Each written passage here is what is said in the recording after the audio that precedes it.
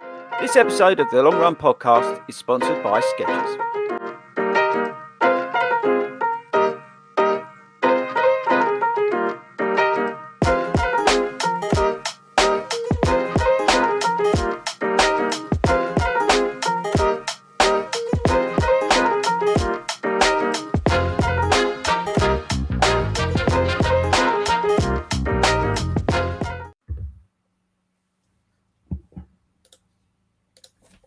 Good evening, crew. You done it. Yes, legend. Cowboy baby.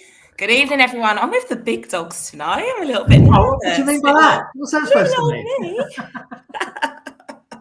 With the big dogs. Yes, good evening, guys. It's Friday and we're back with another episode of the Long Run live stream and podcast. We're back in business. Yep. And tonight I'm joined by Chris, the lovely Al, Wilco, and of course, anybody out there that's listening, we've obviously got our friends at Sketchz, so feel free to check out all of their latest gear, all their latest trainers. And if you haven't listened to that great episode 2 weeks ago that Chris did, then take a little listen. If you're looking for some new kicks, head on over and get some good tips and feedback from yourself and Keith. Great episode. Yeah, it's funny. Someone was talking to me about that. Actually, I've had 4 people directly tell me how much they enjoyed that. So if you've not listened to that one, that's a good one. So yeah, Keith from Sketchz, if you're into your running shoes, listen to that. It's quite scientific in parts, but it's quite interesting in others. So yeah, good shout out to. I forgot about that episode. Yeah, so, no, I've got to give a shout out. Thank you, Jatila. Sorry, because you just reminded me. I've got to get my mother-in-law a pair of Sketchz. Yeah. she was on her. She was in the store the other day. Wilco's wet himself. So, can I get these for free? And I was like, no, you have to buy them. It's a store. You have to spend money. So, so I've got to sort that out. Brilliant. So just carry on. Oh my God. Oh, I love her. Bless her. Well, yeah, I mean, if you're looking for those Christmas presents, guys, then take a look. Get on Chris and get you some. Can pay one time. Yeah, I mean, just DM me. Unfortunately, you can't just walk into a store and say, I know Chris, and get them for free. What I think she was trying to do. I think the fact that she walked into the store and she was like expecting them to go, oh, yeah, okay, there you go. Surely it's only I love the confidence. I actually appreciate the confidence. But yeah, guys, Christmas is fast approaching. So, of course, check out as well. 10% off at Start Fitness. Trainers, kit, the lot, FORDY runs code. Get bang on it as well. There's so much going on. I mean, it's pretty much they're doing a giveaway. I just saw we're not linked to it like the last one, but they're doing a big giveaway. I saw on Instagram. So it's got nothing to do with us, so you crack on, do if you like. But they're doing another 500 quid like winter giveaway, so definitely check that out. Yeah, definitely have a look at that one. Quite a few of these as well, I think, especially all these social media, all the platforms and companies on social media start doing all these Christmas giveaways in the lead up. So definitely a chance to get some bargains, along with obviously Black Friday as well, which is next month. So that's towards the beginning of November, around the 10th. It's the end of November. It's the Thursday after. It's the Wednesday, the Friday after Thanksgiving. So I think it's the 3rd. It'll be sort of like the 24th around that sort of time, about a week before the end of November. I'll keep my eyes peeled and see if I can update us next week on that. Flying around, isn't it? Bargains. But yeah, Yeah.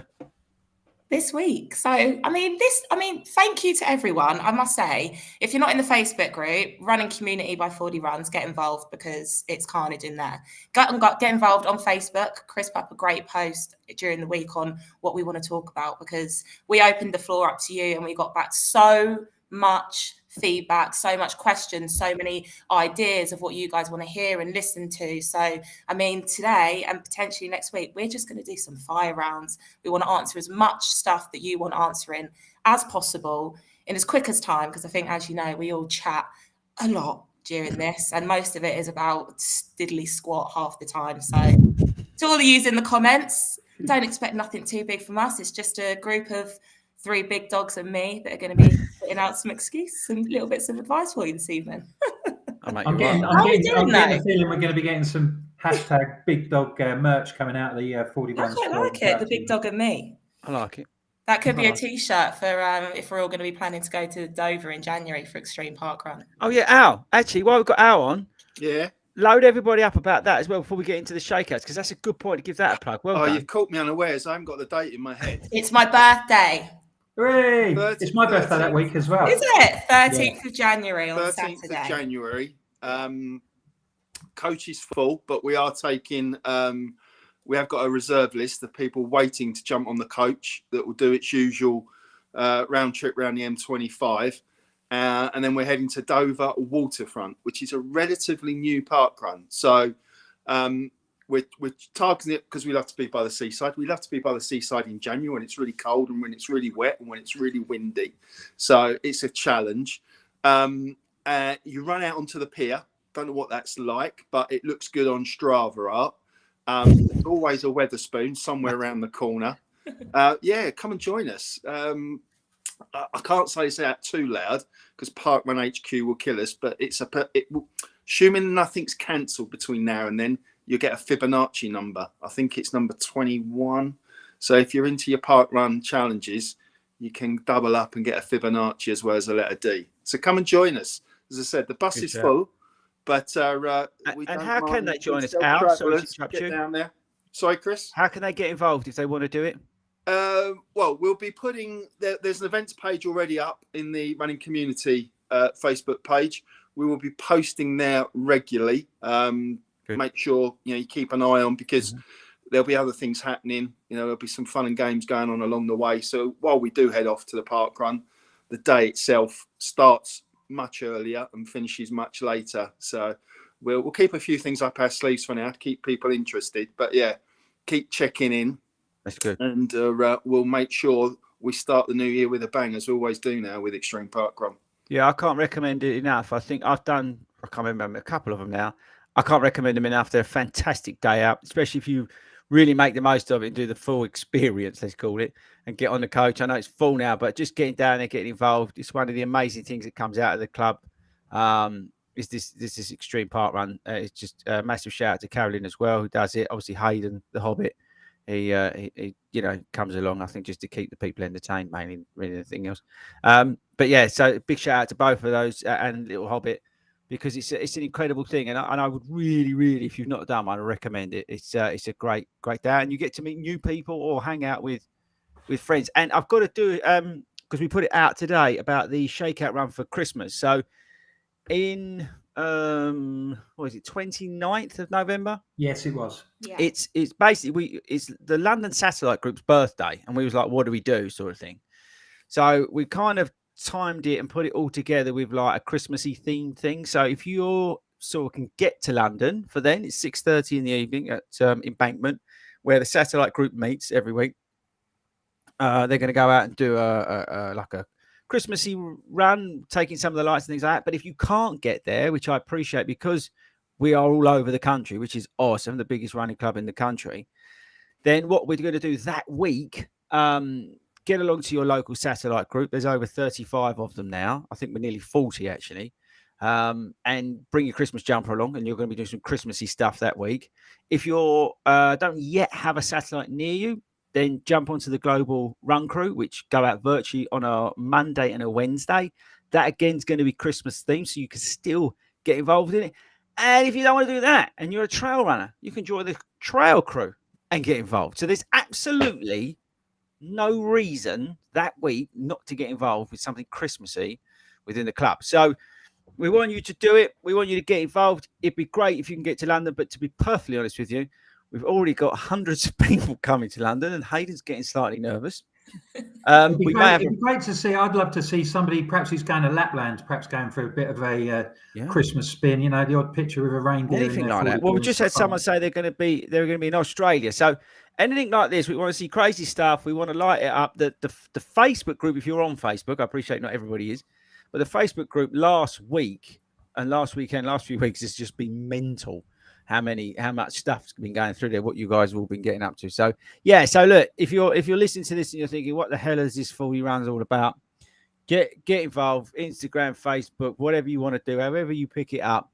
Even if you're not on any of the social media, but you want to come along to one of our running groups, they're all over the country, okay? And it's only going to get, trust me, it's only going to get bigger. We've got an announcement coming on the 1st of November that I can't say any more than that. It's like one of our first announcements that we're coming. It's big, but it's not the big one, but it's big. It will blow everybody's mind, but it's not the one that will like just take your head clean off. that comes at the end of the year.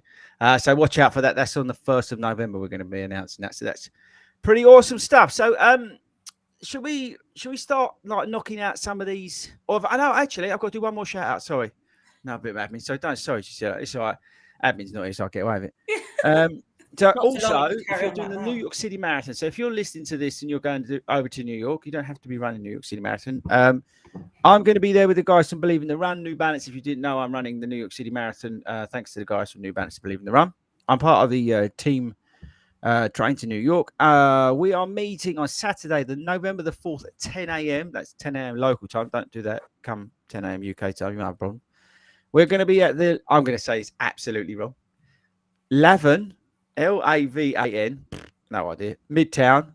There's going to be light refreshments and snacks, which I'm interested to find out what they are.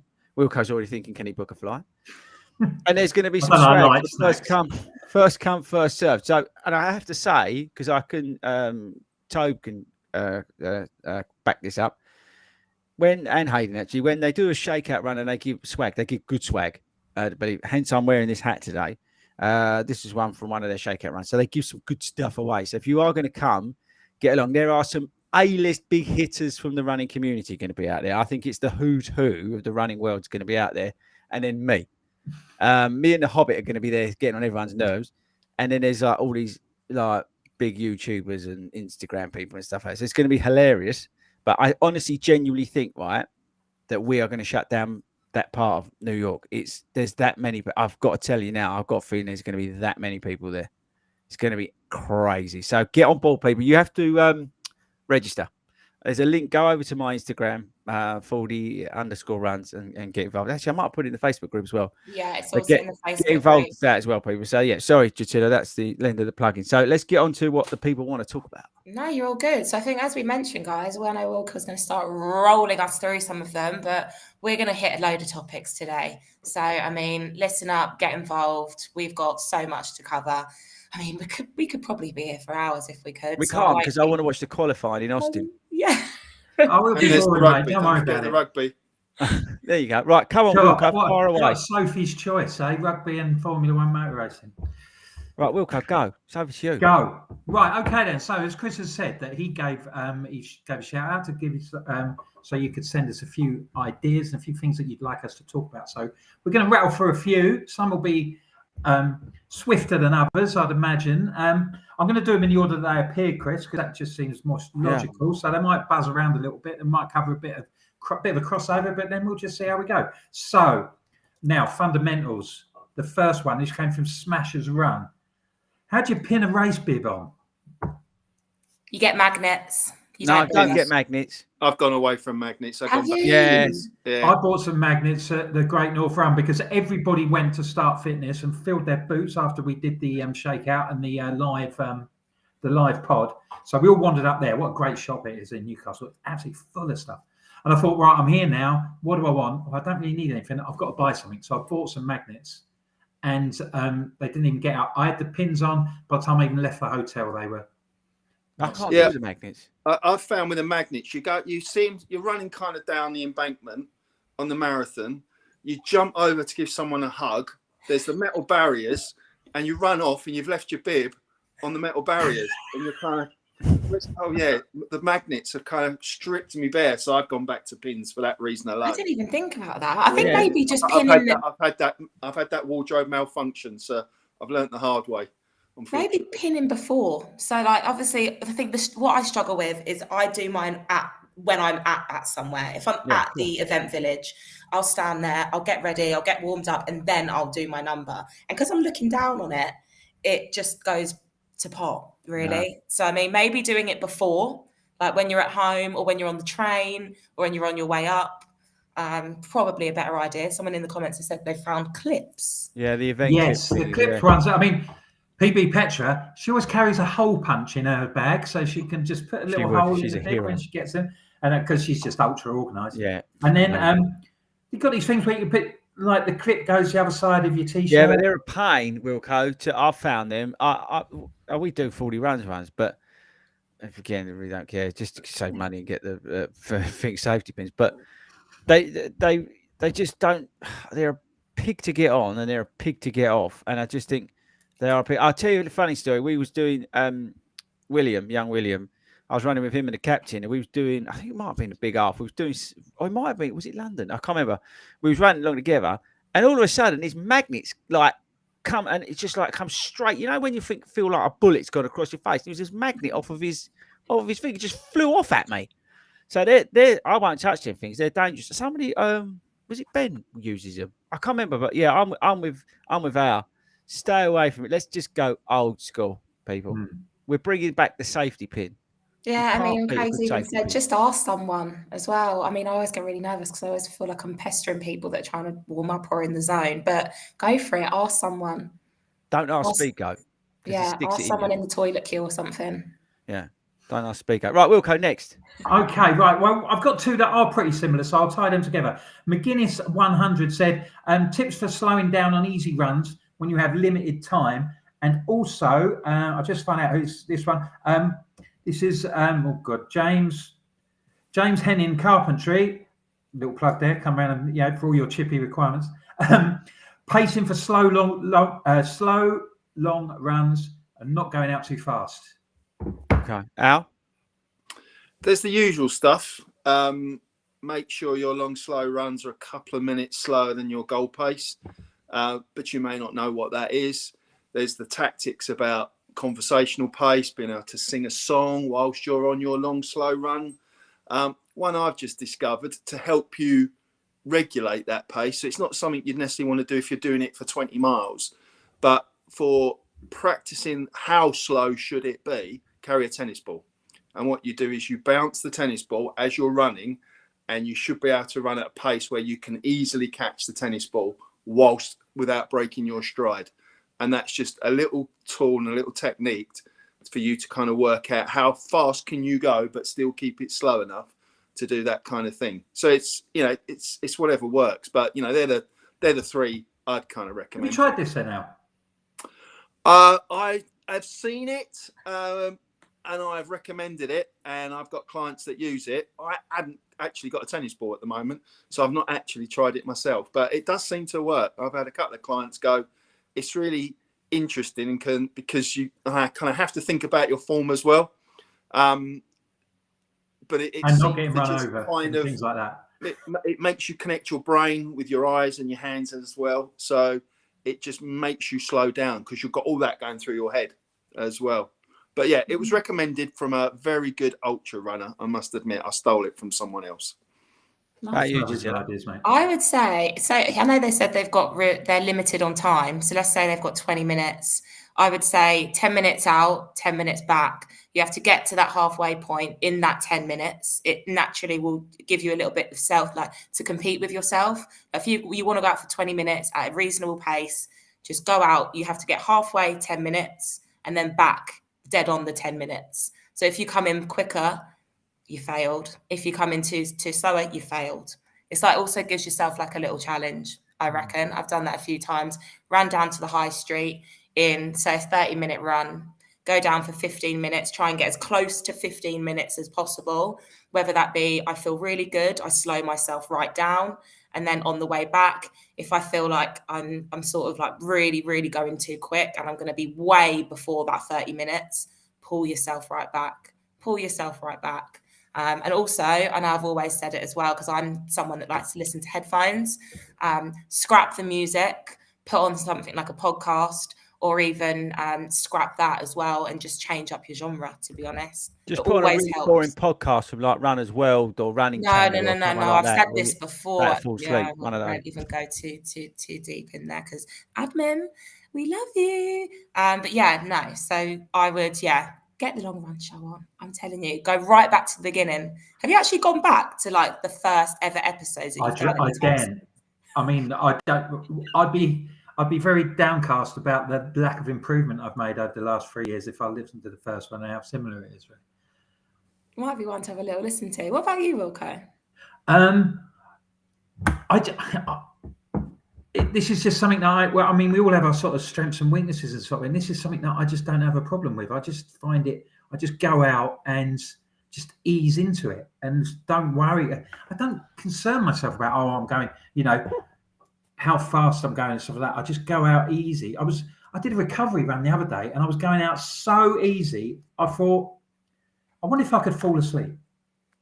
I wonder if I could actually close my eyes and carry on running and just tick along. I think this is all born out of a guy. I had a mate who used to be able to fall asleep on nightclub dance floors standing up on Saturday night. Like he would stand up, he'd just go and he'd just nod off. And I wondered if I could just, you're so relaxed.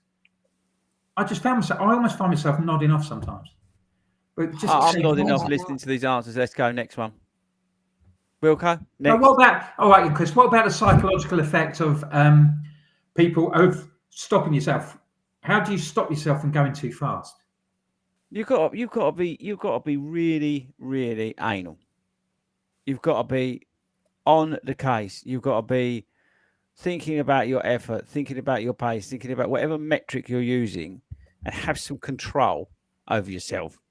That's the only way, really, of reining it in. If you really want to go easy, I made Speakout do zone 2 for 20 miles. It took him like 4 and something hours because he had to do it properly.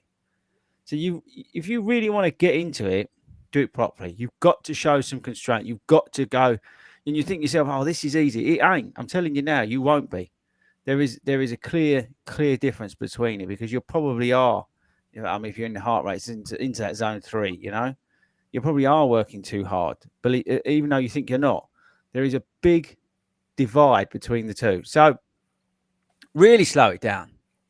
Give yourself that talking to and say, right, I'm going to show some proper restraint. I'm going to manage this and manage your run, whether it's pace, effort, power, or whatever you use. But there's enough technology out there to use some metrics if you don't want to do it to feel. Someone said about breathing. That's a cracking way as well. Managing your breathing, how you're breathing, you can monitor that as well. That's another clear way to see whether you're overperforming, let's say. So it's really showing and understanding what you're doing. I don't want to get into everybody has to do this and do that, because the most important thing is to go out and run for whatever reason you run. But if you really want to start dialing it in, then get to work, people, because finding it's one of the hardest things to do, and understanding it is one of the hardest things to do. But once you get it, it's like a hallelujah moment. It's like the light bulb's been switched on, because then you have a base in which you can then build and work around. And that is where your strength comes from, because that's where your consistency will come from, because you know ultimately what your baseline is and where you're going from. So then you can go off or go up and go down or wherever you are, depending on what effort you're doing or what session you're doing. It's really hard. You've got to work at it. So use a metric and show some restraint. Too many people still believe they're running easy and they ain't. I'm telling you that now. Come on, move on.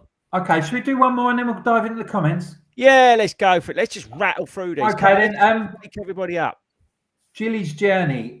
She said she wants to talk about recovery. I'm taking a week off after my ultra. Feels lazy, but I'm still tired. A week? A week? Oh my! Wow, I'm impressed. I would literally be resting up for probably taking it easy for like at least a month, just like lowering everything that I'm doing after it, especially an ultra. Yeah. I mean, that's me after a 10K, let alone a marathon. So, I mean, you're not lazy. You need your body to recover. I mean, 100%. You might feel great and you could be really strong in how you feel in all of your distances, in the bike, the run, in whatever you're doing. But your body does need recovery regardless. Like, you could feel great and still go back out and get back on the streets. But if you haven't got anything pestering to do for, even you need longer than a week to fully recover. Don't go into too quickly. What for? You're not going to gain anything and you're not going to lose anything in that time. If anything, rest, recovery is one of the key things you need to be able to perform next, whether that be the little run that you're going out for, a little park run, or your next goal. Give yourself some recovery. Don't feel lazy. Do some stuff like, I don't know, go into the gym maybe if you feel like you need to be active or you need to be doing something. I know a lot of us can sort of vouch for that, like just sitting on the couch. Maybe that's like some people's idea of just relaxing. But for me, my relaxed week would be maybe going down to the gym, doing some exercises, doing some things that I tend to neglect, maybe do a class or something like that. Maybe just sit in front of the TV and do some exercises, some core, I mean, you can still stay active, go on some long hikes, take those Sundays that you were using for long runs, go on a long hike. It doesn't have to be running. I think definitely not lazy. Definitely not lazy. Al, would you concur? Yeah, no, I think Jatila's kind of nailed it on the head. I suppose the only thing I'd add is listen to your body. I think what Jatila was saying was really about intensity. So just lower that intensity. And if I know a lot of people, myself included, are in recovery from marathon periods, and I've been out for a couple of runs, but it's really been just to get out and get some fresh air more than putting any structure to any of those runs. It's, I went out the other night, it was wet, it was windy, it was rainy, but actually it was a bloody awesome run. I took it really nice and easy, but I just enjoyed being out in those extreme weathers without having to think and worry about pace, distance or anything else. So yeah, if you're going to run, just run for you, run for enjoyment, and run at very low intensity. Chris? Yeah, it's exactly what he said. You've got to recover. Your body's got to catch up. And what's the rush? Why rush? Indeed. I mean, you've just done an ultra. But why rush your recovery back? Absolutely pointless. All you can do is ruin yourself. Like someone just said, swim recovery. Go round to Hayden. Hayden's got a pool in his house. You got that. It's massive. It's on I think it's on the southeast wing of his place. Just go in there. I'll give you entry. Just make sure if the helicopter's there, you know he's in.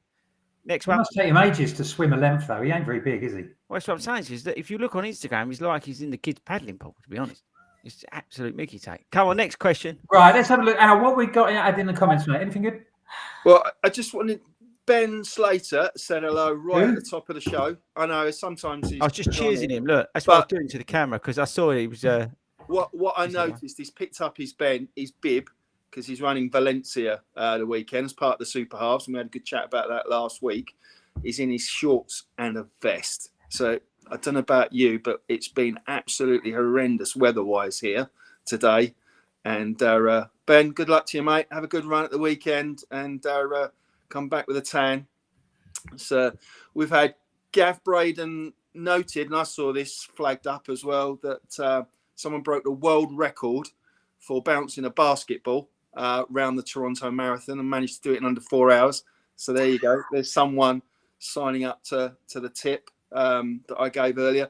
We've had Rod wants to know any recommendations for a European marathon in 2024. Doesn't want to go through the ballot, so that probably rules out Berlin, and he's just done Amsterdam. So where else might we go? Yeah, it's Copenhagen. I've heard Copenhagen. Yeah, Copenhagen. No, it's the other one. It's the other one with the old Belgian one. Oh, what's it called? Not Paris. That's not Belgium, but I can't remember the name. Rotterdam. Yeah. Rotterdam. That is flat and very fast. You'll see a lot of the guys and girls go there and give that a good go. Yeah. Rotterdam is. I think there's one this weekend in Bilbao, and it's a bit different because it's a nighttime run. Ooh. So always good to do something a bit different. So yeah, they've also what else is on Sunday? Is it Venice? Venice Marathon is on Sunday as well this time. How's the weather there? Because they won a couple of years ago, and it was people were sort of like knee deep in water, weren't they? Oh yeah, of course. Because obviously, maybe that's one to look at for the date for next year as well. It seems okay this year so far. Yeah. There's plenty out there. There's so much. On a similar thing, we got Stephen Seo 1984 wants to know, at what point do you start looking at 2024 and putting races in your calendar? Oh, I've got. I want to tell you, Stephen, I'm into 2025 already. Do it when all of those deals come in. All them early birds, get them whilst they're early. I'm going to counter the argument, and I think this is a serious point. Before I do that, I'm going to fix something. I'm back.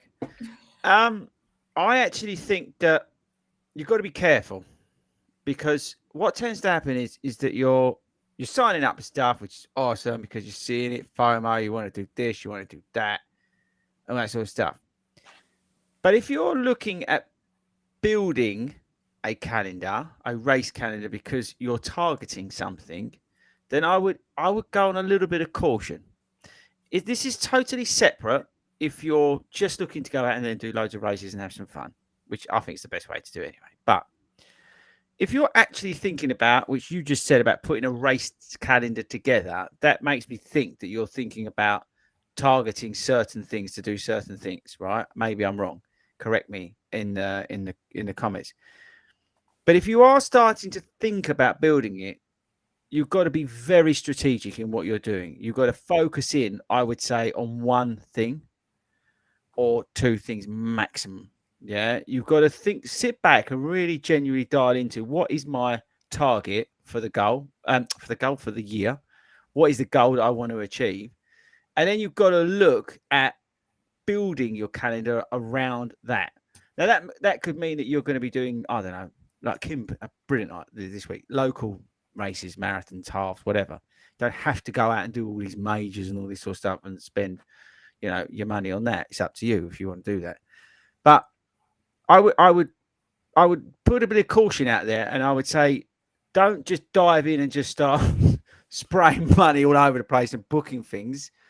If you really want to achieve a certain thing of the year, because what can happen is that you book something, you go, oh, I'm going to target that.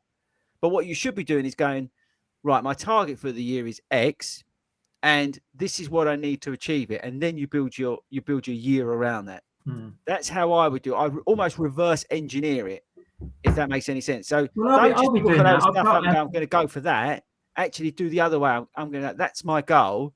And I need this, a bit of this, and this to achieve that. You may need some endurance if you're going for 5K, even though ultimately you need speed, but you do need some endurance. So maybe you look at putting a half marathon at the front end of the year to work through a program of building that endurance. And then now you've got that ultimate fitness there. Then you drop the speed in to take you into the 5K. It depends on how you're looking. But I'd be a lot more strategic than just booking everything up if you're trying to target something. I've adopted that approach because I've like 2024. I'm planning to do 2 marathons. I'm going to do Leeds, which is in May, and then hopefully Berlin as well, which will be in September. So consequently, all the other races that come up, even the big ones, like I'm going to go to the Great North Run because I always go. But now I'm thinking, right, okay, well that's going to be 3 weeks before Berlin, or where are these races going to be? Someone's mentioned about the Cardiff Marathon. Quite fancy that, but it's 2 weeks after Berlin. Am I going to be in the sort of state that I'm going to want to do a half a marathon 2 weeks after my second marathon of the year? So Chris is right. You do have to.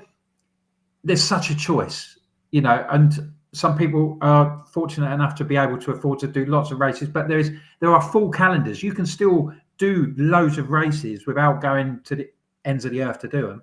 But you want to pick your main ingredients.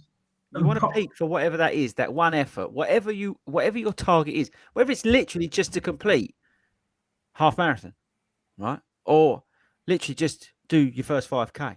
Whatever your target is, build yourself around that. And you don't have to be doing lots of races. Just, again, put to one side the fun element and signing up for stuff and just going, I'm going to go and do this with your mates. And I love doing it, right? Because that's awesome.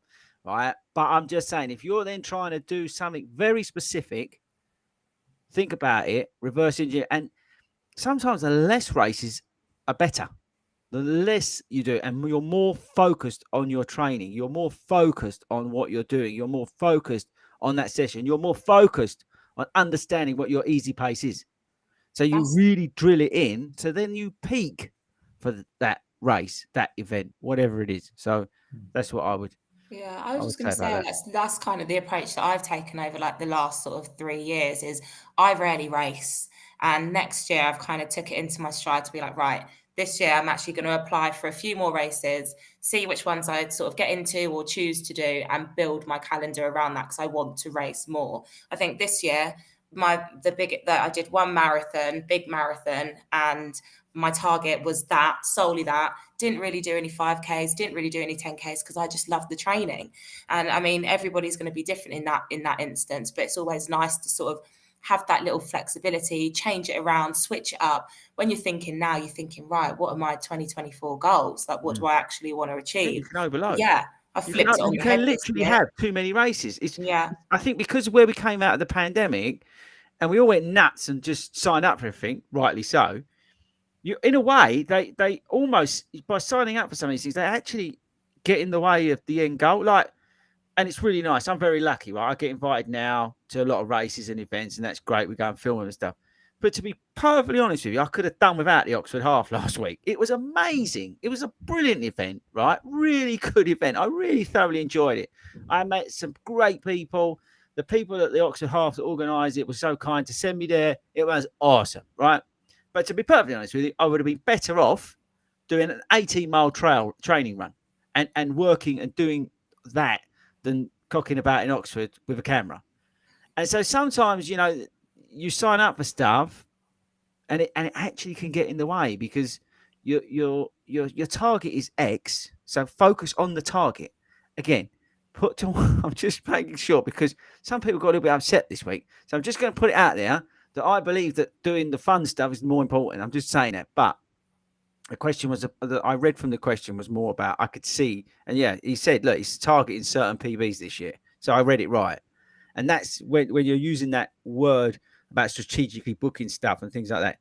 I think you've got to be a bit smarter about it than just using the sort of scattergun approach because you could end up doing stuff. You can end up getting injured because you're pushing yourself too hard because you don't get the recovery and you're not peaking at the right time. That's what it's all about. That's what these elites do. They train for a race, for a games or for whatever to peak at that right time. And it's the same for us, even like down to everyday runners.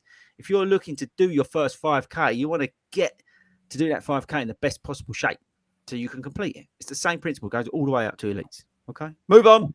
We'll move on. Now, Corvus wants us to talk about wet weather training, very apt this week. Should we can you all just give us your one top tip for wet weather training?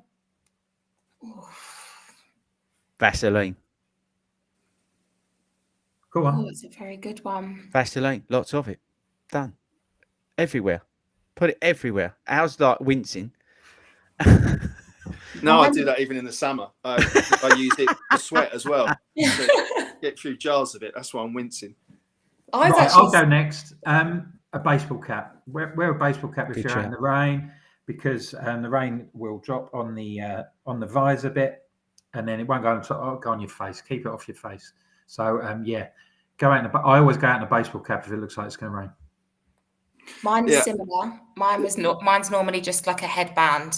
I mean, only because the constant wiping of the eyes, I think similar to you guys, constant wiping of the eyes drains me. I will probably still go out in shorts or no jacket. I'm not fussed about actually getting wet, depending obviously how many miles I'm going out for. It's the constant wiping, can't see, having to stop, wipe my eyes. I hate it. Yeah, and I've got that similar problem. Obviously, I tend to run in glasses more often than not, so I've got that can't see, steam up. You know, what do? Do I lift my glasses and run, risk falling over? I haven't really solved that because I don't like wearing caps personally. I'm not a great lover of running in caps, so I've never kind of sorted that one out. I'll have to think about that one for this winter. It looks like it could be a wet one. Okay, we'll go. Next one. Comfortable shoe as well, a comfortable and secure shoe. And obviously, you think of grip and where you're going here. Go on, I know you're going to say something. She's a hero. It's so well primed. We've got a video next week. Best winter running shoes. She's read the script. We did a winter gear one this week, and we've got a winter running shoe one coming. Oh, this is good news because I need a new pair. Exactly. Yeah. So stay tuned. Was I not wearing them? Was I not wearing one? No, I was wearing that shoe. Yeah, I was not allowed to talk about that one. Carry on. Okay, right. This is I like this question. This is a good one. Gatesy, he says, do you think it's possible to get fitter and faster as a runner the older you become? Yes. I've done a video on it. Yes, you can. Should we explain why, though? Yeah. Can we expand on that? Well, the science, the bottom line is you have to work harder. It's not...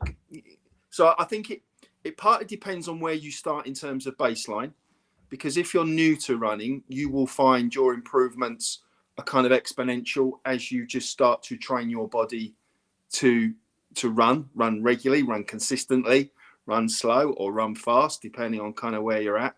The science will be that, with the exception of Jatila, the rest of us are starting to age at a rate where we will notice that things like our muscle density and our power ability will start to drop off.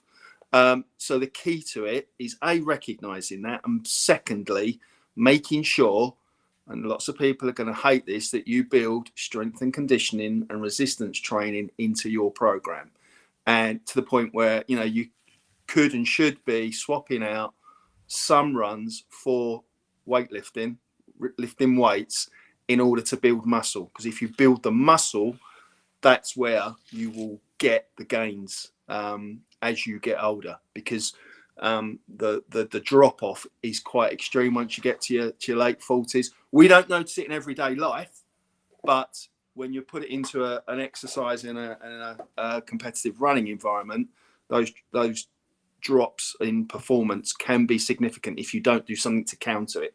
So yes, you can, but you have to work a little bit harder, not just on your running, but on your broader fitness and looking after yourself in terms of nutrition and everything else that goes with it.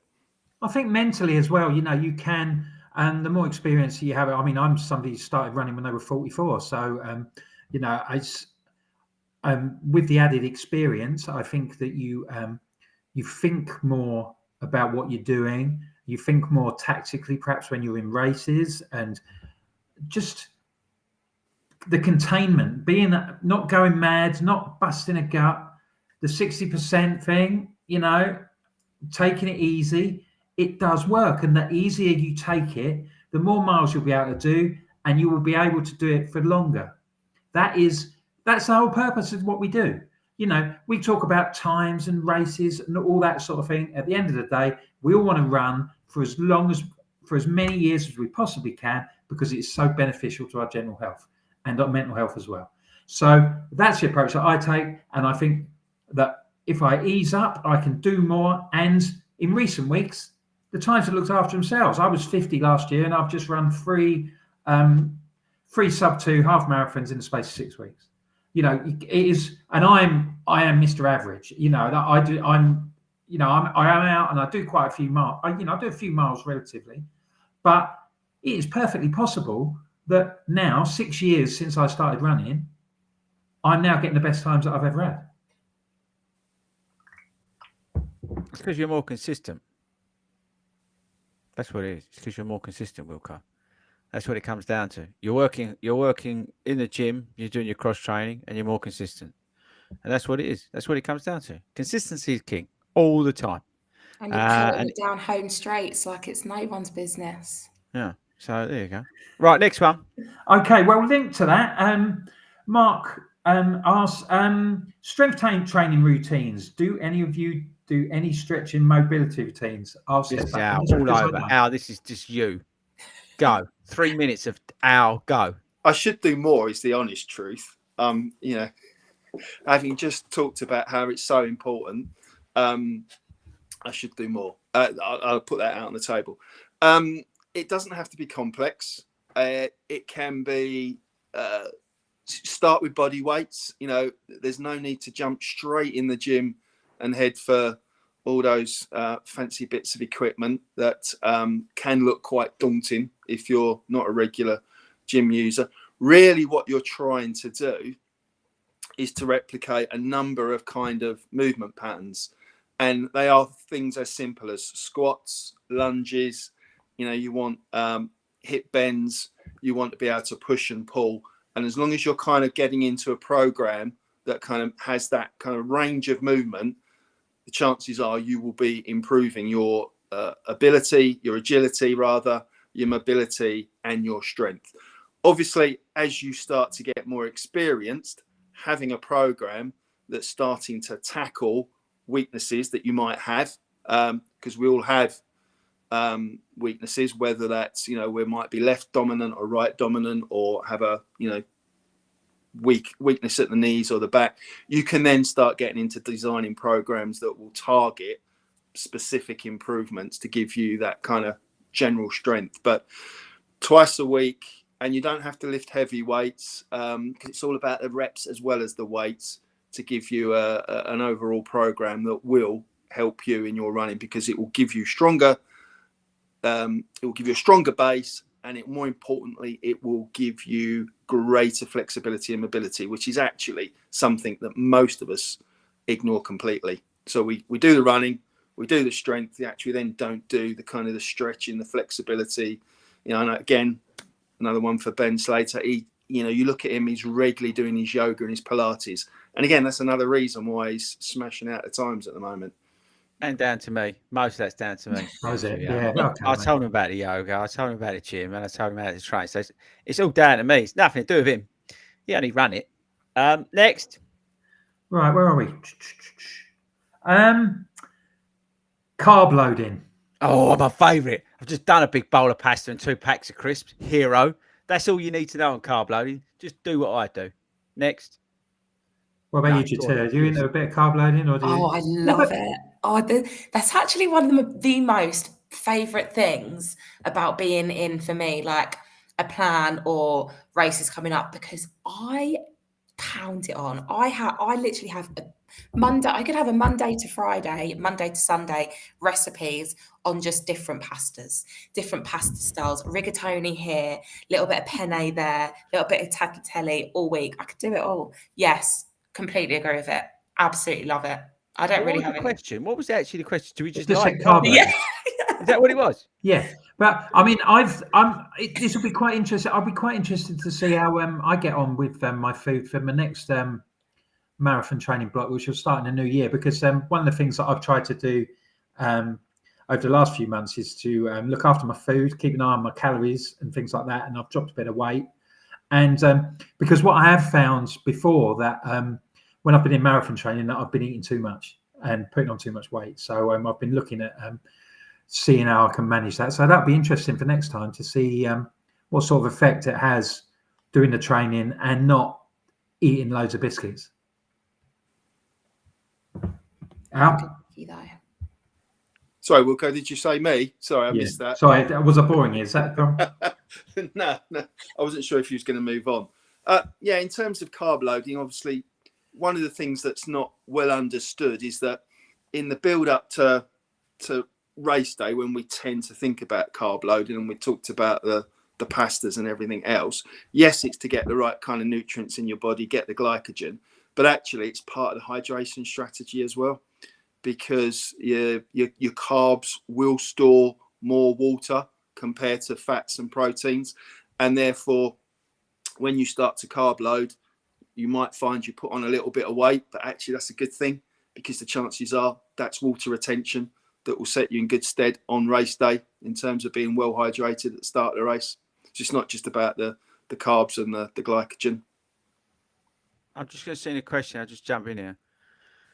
From Ted, he's asking, how bright is a winter building place? If you go on our website, there's a free 6-week plan. And it's just chucks a bit of speed, chucks a bit of distance at you. It's free. Just go and get it. It's on fordyruns.com/training-plans. There's a free plan on there. Knock yourself out. You're welcome. Carry on. Next one. Okay, right. Well, I've got 3 questions left, but I'll tie 2 together because they're quite similar. Matt Cox asks, how do you train for a marathon 2 months after completing one? And Chinza says, how to go from a half marathon to a full, or a 10K to half, so stepping up. So coming back in after you've done a big race to start your next one, and also making the next step forward. So hang on. What was that? So you finished the marathon, and then, yes. and now what? Going straight into another one. So, for example, if you're coming out of Berlin and going straight into maybe training again, sort of 2 months later for the next one. How do you just start from scratch? Well, hopefully, like as we said earlier, you've had some downtime, physically and more mentally reset. You should. So my clients, I've just been saying, the ones who are finished now, just literally just go out and run when you feel like it. Totally to feel. No distance, no effort, no whatever metric we've been using. Just go purely to feel. When you feel like running, just go for it. Just do whatever you want. Absolutely, because in whatever week's time, you're going to be starting to find patterns, frequencies that we had before, and we're going to be putting you back into some structure. So start playing around now and have some fun. And then within a couple of weeks before your plan kicks in, And then start adding that a little bit of structure in, start tasting that structure so you know it's coming.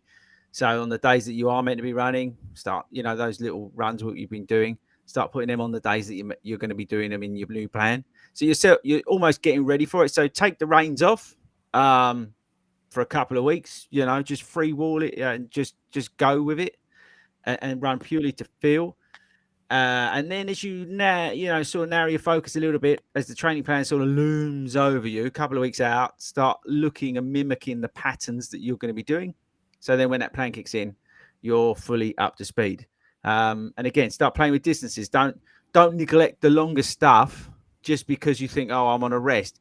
There's no harm if you come out of marathon training, chucking in 1 week, a decent 15 miler. Run it all easy, super easy.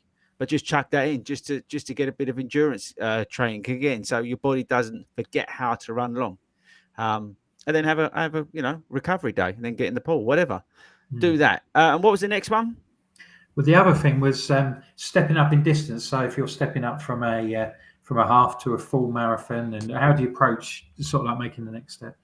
I'll let the others are. The only thing from my side is that, because I was talking to New Dave about this, because he was saying about he's doing a half marathon. I said, you might as well just carry on and go up to the marathon. I said, because really, you just got another 4 weeks to add on to the plan, and you just gently increase your distance. I mean, it's as simple as that. There's no real, if you're literally just trying to get your first one done, just carry on as you were and pretty much increase the distance on the long run, but don't overcomplicate it. And just, instead of doing 12 weeks, you're going to do 16, and some of that's going to be taper. So don't overthink it. That was what I said to New Dave as an example for somebody who's stepping up for the first time. But I think you will. Speaking from my own experience, I think you'll know. I knew after I'd done a few part runs, I knew when I was ready to do a 10K. And after I'd done a few 10Ks, I knew I was ready to do a half marathon. And then consequently, I knew when I'd be ready to do a marathon. You will know that you'll be there. And then you'll get that fresh approach, and you'll have the extra impetus. And like Chris says, it's getting the fundamentals right, because I had a half marathon. It was a Great North Run, and before I did that, I'd done a few before, and I hadn't done a plan at all. And I thought, I'm going to do a plan, because if I can't follow a plan for this, I'm not going to be able to do a marathon, because I need to follow a plan to do a marathon. So get into the planning sort of psyche and expand it. That would be my advice. Yeah, I also think that when you're planning for a marathon, I think hard training for your first half is tough.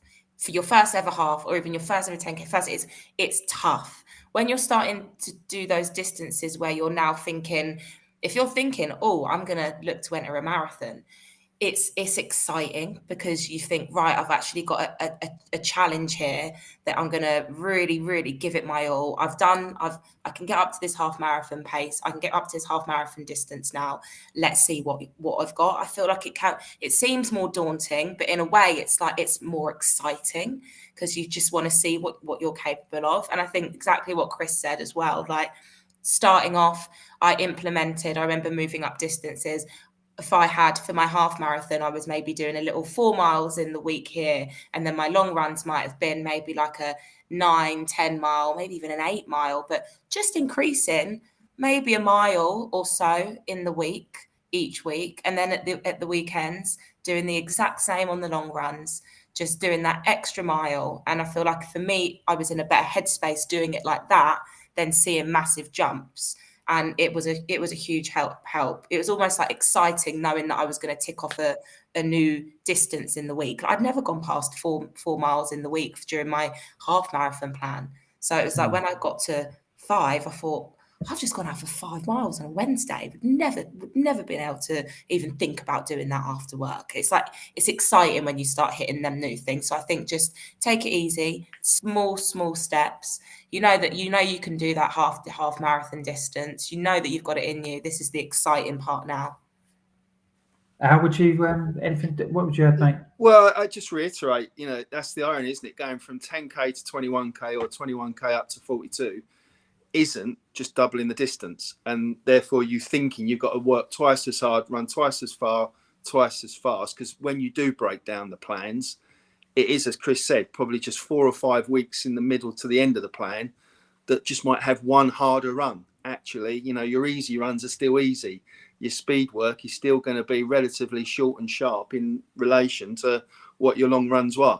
So then the biggest challenge becomes the mental barrier. And we've all been there when we've run a half and you've come off that and gone, I'm supposed to be running a marathon in 6 weeks. So I've got to go and do that again.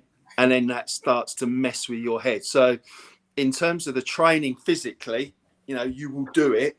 It's starting to work with the mental side of things in terms of, you know, I'm going to be out there a lot longer. What's it going to be like? Am I going to be fast enough? And there is no easy route to that. You know, I think you have to get out there. You have to do the long runs. You have to see how you feel. And then, you know, talk to people that have done it and find out all those little tools and tips that work for everyone else to overcome that mental Absolutely, barrier. yeah. Talk to people, get on the group, chat. Yeah. There's loads of good advice. And, you know, people nick people's ideas, read books, watch YouTube. Loads of stuff out there that you can have. Right, we've got one question left and we're on 55 minutes. That's pretty good. This is from Lucy Richards.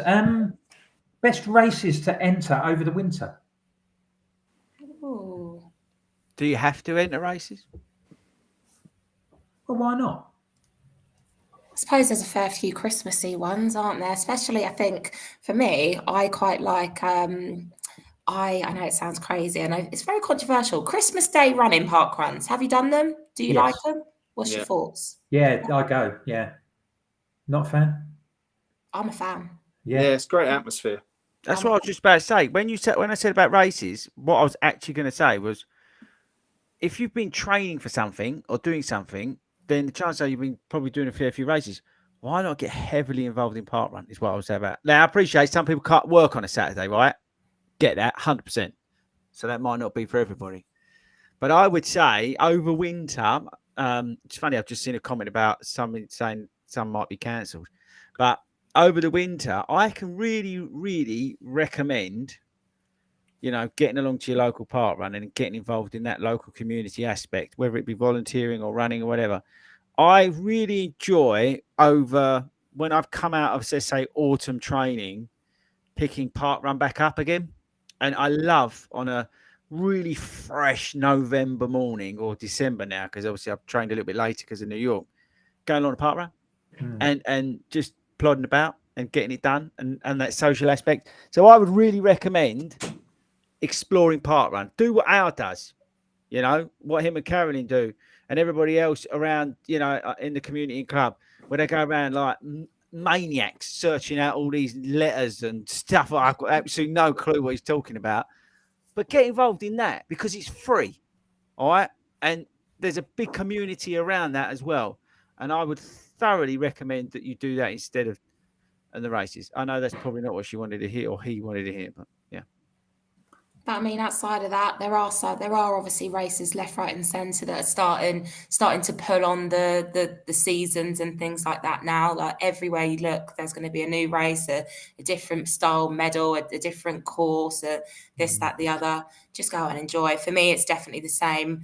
Park runs a lot more. Get involved with the volunteering side of things because it's definitely great. I remember last year did the Bushy one. They had mince pies at the end, mulled wine at the end. It was just carnage. Going to do some volunteering at them this year. Meet loads of new people because you've got a lot of people coming over to sort of this area as well for tourism. And you think you just meet so many people and you hear about so many different things that are going on. So if you're not racing, get involved with the volunteering as well. And it's a time for fun, isn't it? It's a time for, you know, hitting the park runs. Or if you see something that's a bit of a novel, you know, if you fancy doing if there's a 10K trail run going on somewhere or running up a hill or something like that, just do that and have a laugh and just do it. Yeah. Yeah, I think that's the key. Is take the pressure off. This time of year, I think is really important because a lot of people, you know, they do focus in on these races. We spoke about it earlier. So to take that pressure away and park run is such a powerful thing. And again, I'm not sure whether that person can get along on a Saturday. So if you can't get along on a Saturday, then you know, look for some local races, some like the run through events and things like that. They're always good to go and do if you can't get, because they're not over the top in terms of price as well. Well organised. They're all over the country, so they're little things you can do, I suppose. But yeah, I would really take advantage of park run personally. I also did a run the other day, which was for a free kebab. Can you believe this? Do you want to hear more? A free kebab. Yeah. So basically, I did this run. I found it just on Instagram. It's a restaurant called Baba Boom, and it's a kebab chain. So it's like a nice, healthy sort of kebabs, like gorgeous food. And they've got a chain in Battersea, and they've got a chain in Stratford. So you basically have to run from one chain to the other. So you get like a stamp every first Sunday of the month. You get a stamp on your arm, and you run from one chain, run to the other, show them your tracker or whatever you've done to show the run, and you get a free kebab. I've just had a brilliant idea. What a life changer! I've just had a brilliant idea. I've got to write it down and send this to Toby.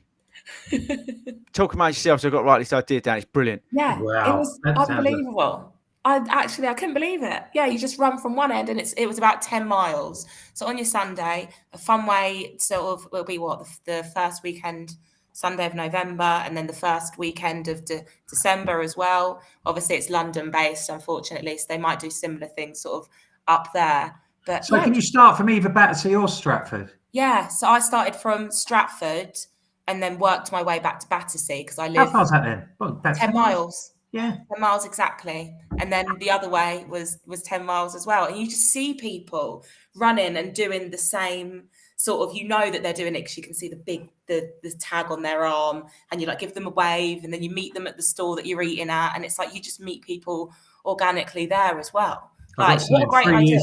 In 3 years of doing this show, this is the biggest revelation. I'm telling you, and it was great. And I mean, I wouldn't say it's a catch, but they obviously, now that it's got popular, all you have to do is buy a side or a drink. Bosh.